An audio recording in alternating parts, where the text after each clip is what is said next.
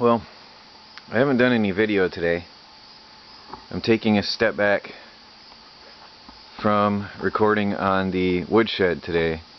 Now don't take this wrong, please, people. I'm feeling pretty good and happy today, but I have had a lot of comments about I should put up disclaimers, which I agree with. I will do that in the future, about danger, about killing myself or causing injury to others.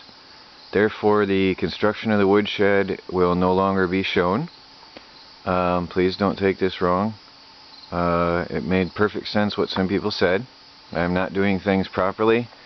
I am very thankful for the advice, suggestions, and help, and I will implement a lot of the things people told me. Thank you. But I pretty much think I have it under control now. But again, I'm just not going to show anything else until it's done, due to it's just really stressing people too badly, and I know a lot of people care, a lot of people mean well, and I just don't want people freaking out for me anymore. Morning, Joe. So how did you do last night? Great. Yeah. I see you took the net out of here. Yeah, I had to put everything away back in the pack. See, we got some, there's that wood stove going, look at that. That's a nice little wood stove. This is my wife's cook pot, actually. I steal it when she doesn't come. And we got a little miniature stove. Now, you said this was an eBay special, right? Oh yeah, like $2-3 each, and they have an igniter.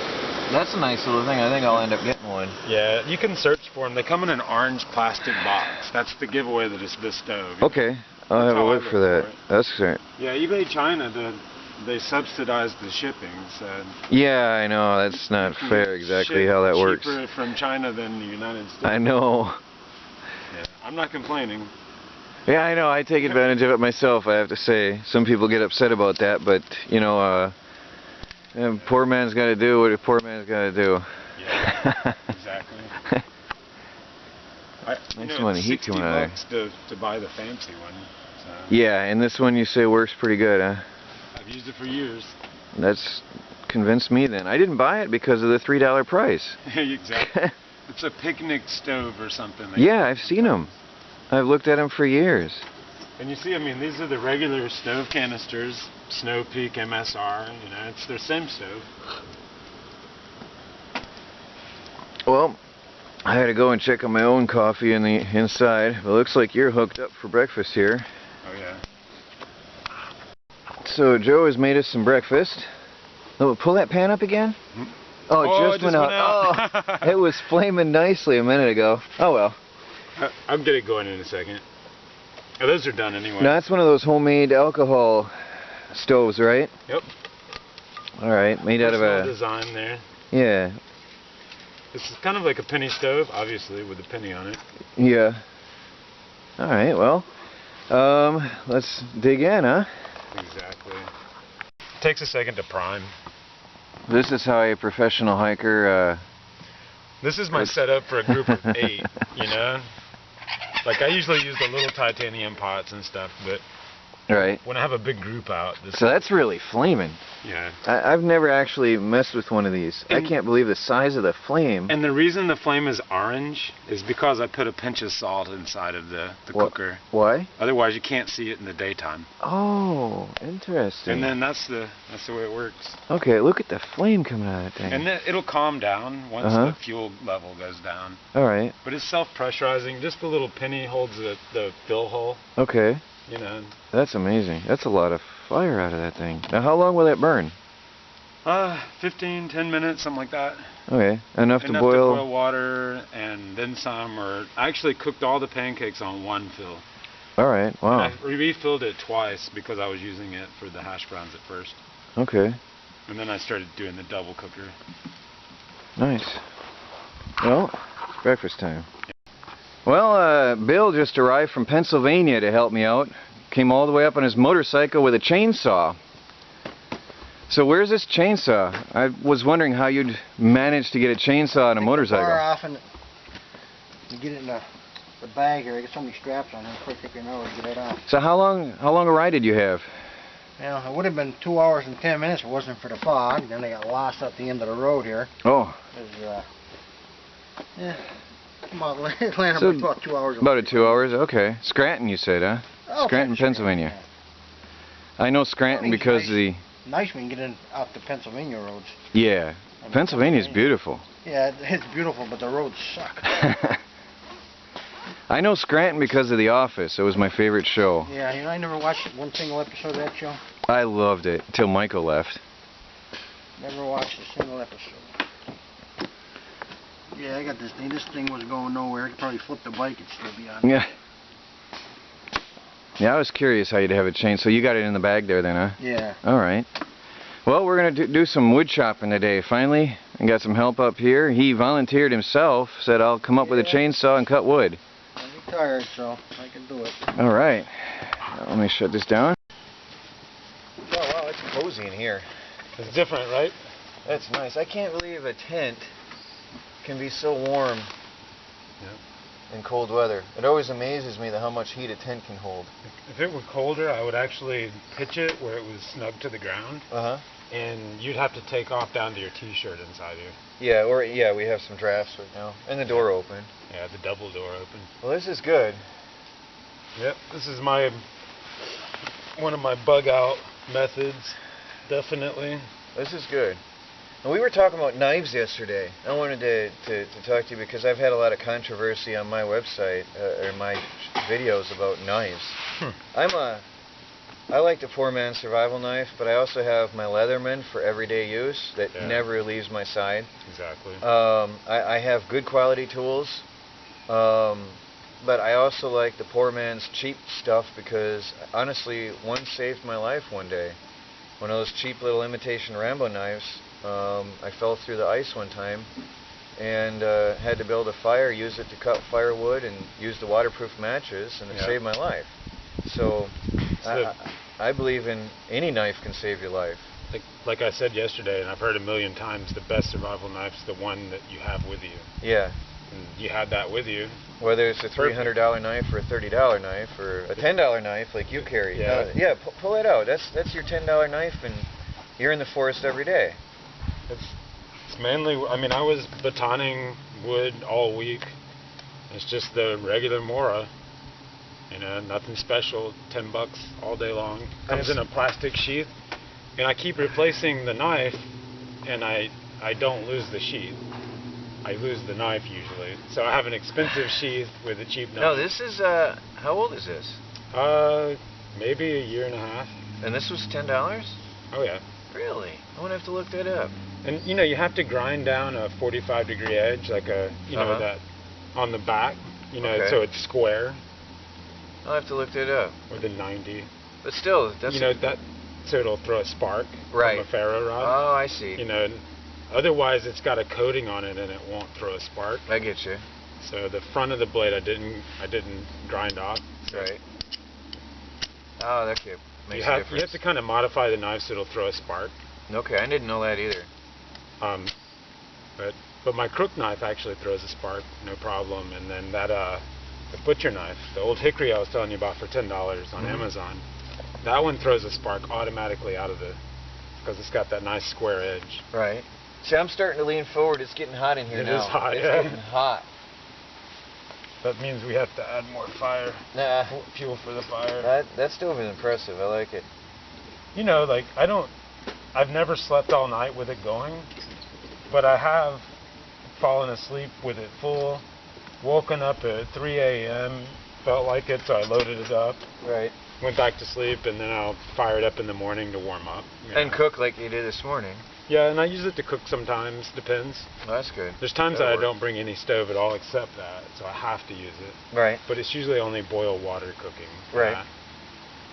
But yeah, it's definitely, you know, it's one of those items that's an investment for like the long run. Right. It's not cheap. Yeah. And you can't quite make the exact same thing yourself. You can make something similar, but you know, it's hard to have something to cook on that's lightweight, that folds so small. See, I'm happy you brought that over because I was very distrusting of the thin-walled stoves previously. Well, I got it when I was 37, and I'm almost 40. Okay. I'll be 40 in 6 months. So that's 3 years old. And I've been using it, you know, in the winter in the snow, and that's what it packs down to. You know? All right. So it's that's very nice. That's nice. I always did the campfire, putting a ring of rocks and digging a little hole. I do that also. Campfire. Definitely. But I also like my little Coleman pack stove. It's nice for camping. I actually cook on a campfire more often than not with the titanium cookware and stuff. Because you can stick it right in the fire. Yep. Yeah. No, that's good. I love my cast iron here on the Homestead. My cast iron cookware. Definitely. I really love it. For a permanent camp, I would hike in cast iron once and leave it there. And you know, but as far as backpacking, it's just crazy heavy. Yep. Leave it to the Boy Scouts. Yeah, that's true. Poor guys. Yep. Alright, well, I guess we got some work to do here today. Gonna finish that woodshed. And I got Bill gonna help me cut some firewood. Yep. So got the whole crew out. Yeah. So I guess we'll get to work then. Nice. Alright. Still have to seal the roof down in this, but Joe helped me get the metal up. And I'm gonna paint this later because it's sort of ugly. And I have a little hole in the corner here to seal. But otherwise, the sheet metal's on and it's secure. And it's sealed off on the bottom of the pallet all the way around. So there's my shed. And I'm going to flatten that roof down better. And I'm actually using screws. I decided to not use nails. I'm going to use screws on that roof to make sure, with washers, make sure that never peels up in the wind. And I'm going to put, because there was a little bit of gap here, I'm going to put boards in between here to seal this, and board a big 2x4 across here under the rafters, and seal these all in with wood, which I'll do later on, probably today yet. Joe helped me get my wood stove inside, my little potbelly stove. You can see how small it is next to my pair of shoes. And got the chimney up, just sitting there. I have to cut the hole and mount the insulated pipe and the brackets and everything for that. But the chimney's up, and it's going to kick some heat in here. It's going to kick some serious heat in this little shed. Now, I'm 12 inches all the way around the stove on all sides from the walls. The walls will be metal lined or concrete, what are they called, that Dura-Rock people have suggested. But the wood stove doesn't get hot because it's actually originally a coal oven. You can see the small place where you would throw a shovel full of coal in there. And it's a water heater.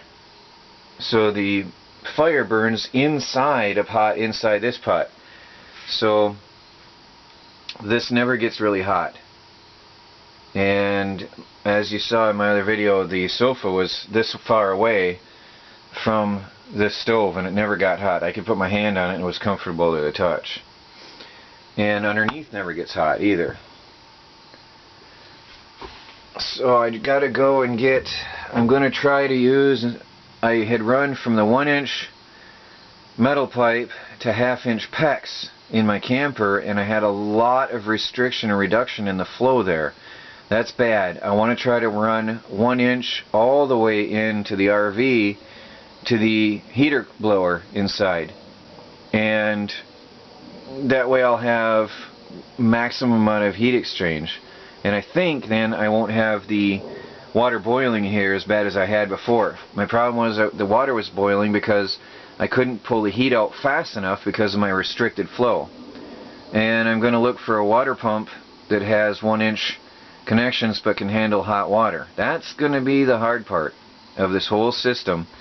For doing it right this time, I got to have 1-inch flow, 1-inch pipes, and capability of pumping hot water. So I still have to insulate, put in the front wall, close this off. Let's get in there. A little bit at a time, I'm getting it. I'll have heat in here soon. It looks nice in here. It looks rustic. Sort of cool. Well, Joe is gone. The only sign that he was even here is a broken stick Probably didn't burn up for firewood. Left everything spotless and good. Chickens are happy. He helped me move the chicken tractor sideways to get it on another rail. I had been burning a path through the forest. It looks like a very short path, but I've been moving him a couple feet every day. And we just put him on fresh grass. He helped me move this sideways. And birds are happy. Bill just left, finally. He cut me a bunch of firewood, which I'll take you out in the forest and show you. So I've got some stacking and hauling to do, but there's all this firewood cut up in here for me. That was a big tree. There was 2 trees actually. I don't know if you can really see all the logs laying out here. Bill worked out here cutting wood for me while I was up with Joe setting up finishing the wood shack. That's some big pieces of wood. And this is seasoned. All I have to do is bring it over and split it.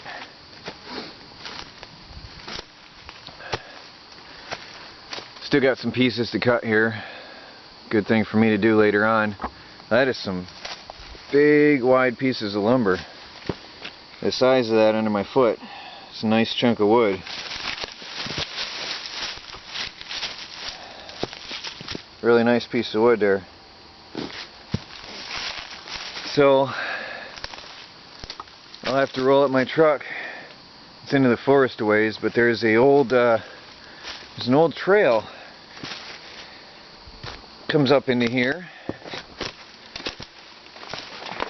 You can just barely see where the trail used to be. Some trees have grown up on the edge, but I should be able to squeeze my truck into here and roll these logs right down the hill up to my truck. So thanks a lot, Bill, for coming out all the way from Pennsylvania and for spending the afternoon out here, or I should say the better part of the morning, helping me out here. Thanks a lot. There's some speculation as to whether I'm really in the forest or not, or whether I'm just faking it and sitting in somebody's backyard, because there happen to be some vehicles laying around. Well, that is the Christian camper that was parked by my camper, and after they were done with their fare, they left it in this meadow, which I'm actually happy about. Hope my landlady doesn't see this. The Jeep is the one I had been looking at. The guy dumped it out here when nobody was interested in buying it, and just dumped it way out here. And the car belongs to a guy that lives up in the house, who he doesn't have a driver's license, but he's hoping to get back on his feet again, and got a car before the license. So it sits back here in the meadow. This is where it's like the graveyard and the resting place of vehicles. Maybe my Honda should come out here. But I go further and further through this dirt lane, and there's my meadow. And nothing back there belongs to anybody else but me. Sort of embarrassing, it's too much stuff, but it's all my stuff. So I don't have anything to hide. If anybody thinks so, just ask me. I'll tell you what's what.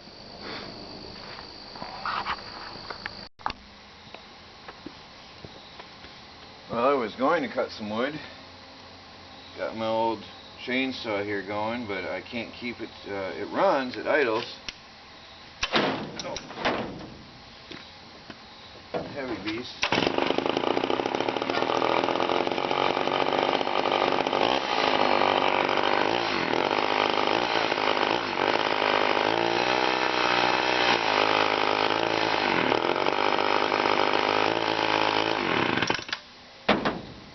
It doesn't want to stay running, so I got some cleaning to do in that carburetor yet still. But at least I've been testing it. The chain is good. Bill advised me on how to get the tension right and looked it over for me, and I think it's going to be a good saw. It's just been sitting a little bit again, and I never did open up that carburetor. I just sprayed some carb cleaner in there. So I'm going to do that again while it's running and see if I can clean it out better.